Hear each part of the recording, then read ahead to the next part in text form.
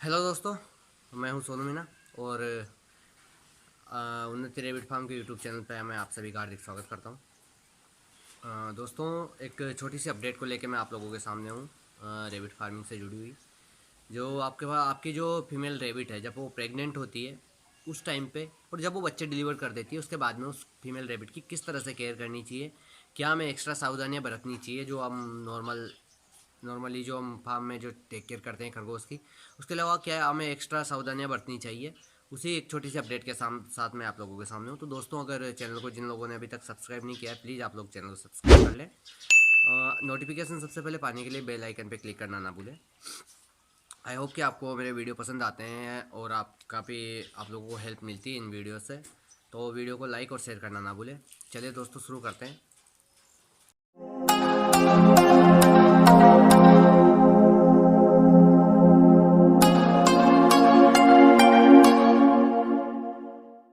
तो दोस्तों, जैसा कि मैं आप लोगों को बता रहा था कि हमें जो है फीमेल रेबिट होती है उसकी केयर कैसे करनी चाहिए जब वो प्रेगनेंसी में हो, यानी कि वो जब प्रेगनेंसी पीरियड में हो, आपको बच्चे देने वाली हो।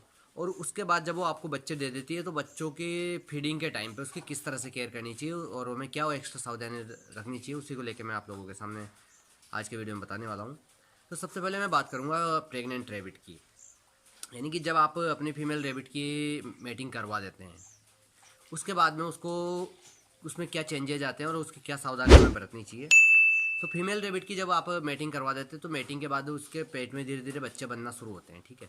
और जैसे जैसे बच्चे बनना शुरू होते हैं वैसे वैसे उसकी हेल्थ थोड़ी इंक्रीज होती है, पेट उसका फूलता जाता है और उसके बॉडी में उसके व्यवहार में, यानी कि उसके जो तरीके हैं, मतलब वो जिस तरह से वो रहती है बिहेवियर में कुछ बहुत सारे चेंजेज आते हैं।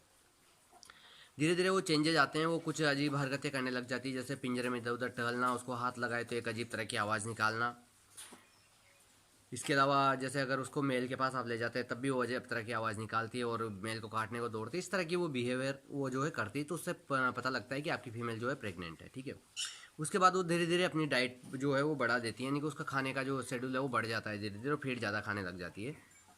तो इस कंडीशन में हमें क्या सावधानियां बरतनी चाहिए और उस रेबिट की कैसे केयर करनी चाहिए, वो मैं आप लोगों को आज के वीडियो में बताने वाला हूँ।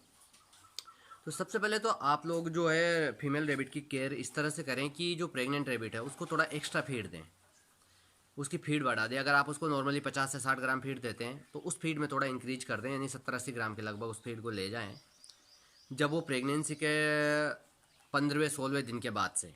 ये चेंजेज आपको उसमें कर देने चाहिए। तो उससे क्या होता है कि जब उसके पेट में बच्चे बनने होते हैं उसको ज़्यादा फीड की ज़रूरत होती है, ज़्यादा एनर्जी की, ज़्यादा प्रोटीन की ज़रूरत होती है, तो वो आप उसको एक्स्ट्रा फीड दें।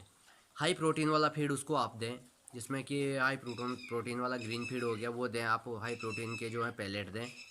इस तरह से उसके आप फीड में जो है चेंजेस करके और थोड़ा एक्स्ट्रा फीड देना आप उसको शुरू करें। इसके अलावा उसकी फीड में जो है मिनरल्स की मात्रा बराबर रखें, मल्टीविटामिन की मात्रा बराबर रखें। इस तरह से उसको एक्स्ट्रा फीड आप देना शुरू कर देते हैं, ठीक है।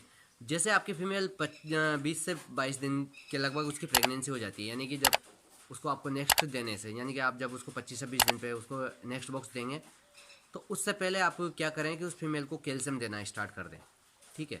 ये अगर आप सिंगल आपने रेबिट रखा हुआ है तो भी आप कर सकते हैं, और अगर आप फार्मिंग में हैं तो उन लोगों को बहुत ज़्यादा ध्यान रखने की ज़रूरत है इस चीज़ की कि आप उसको कैल्शियम देना शुरू कर दें, कैल्शियम टॉनिक।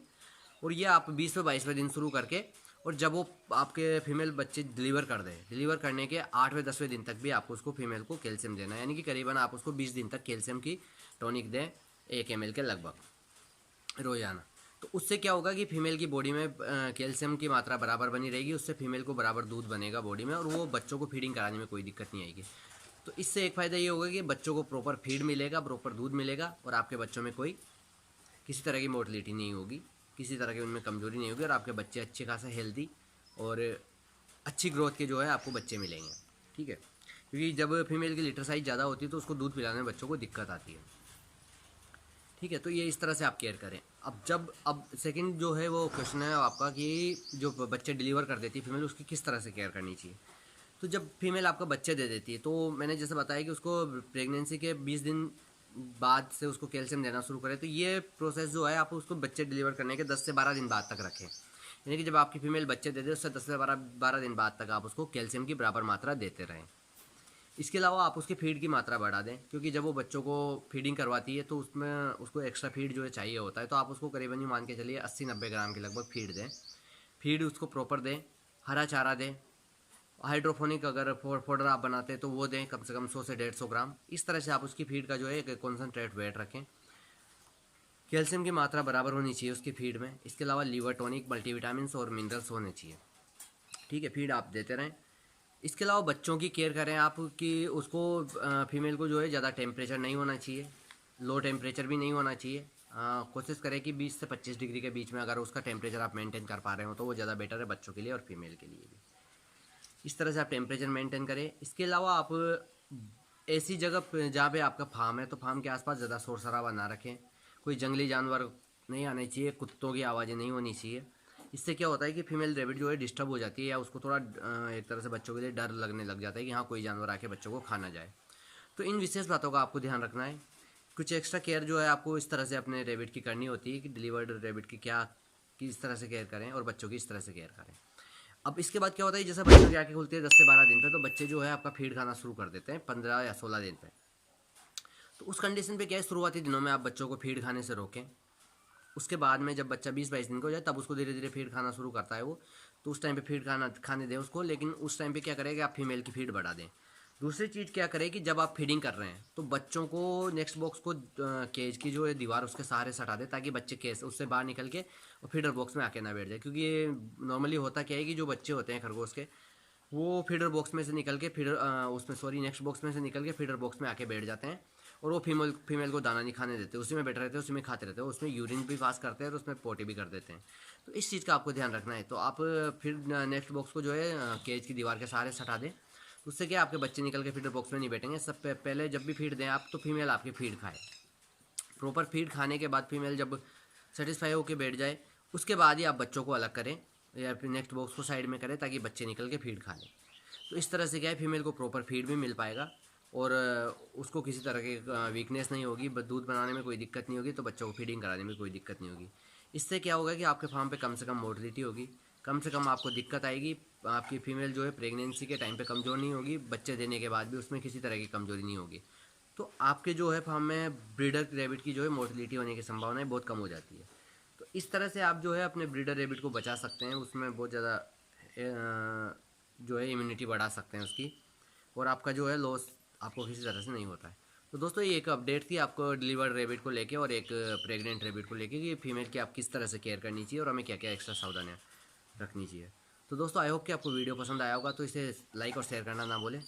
जल्दी एक नए वीडियो के साथ हम मिलते हैं, तब तक चैनल को सब्सक्राइब करें, बेल आइकन पे क्लिक जरूर करें और देखते रहिए उन्नति रेबिट फार्म।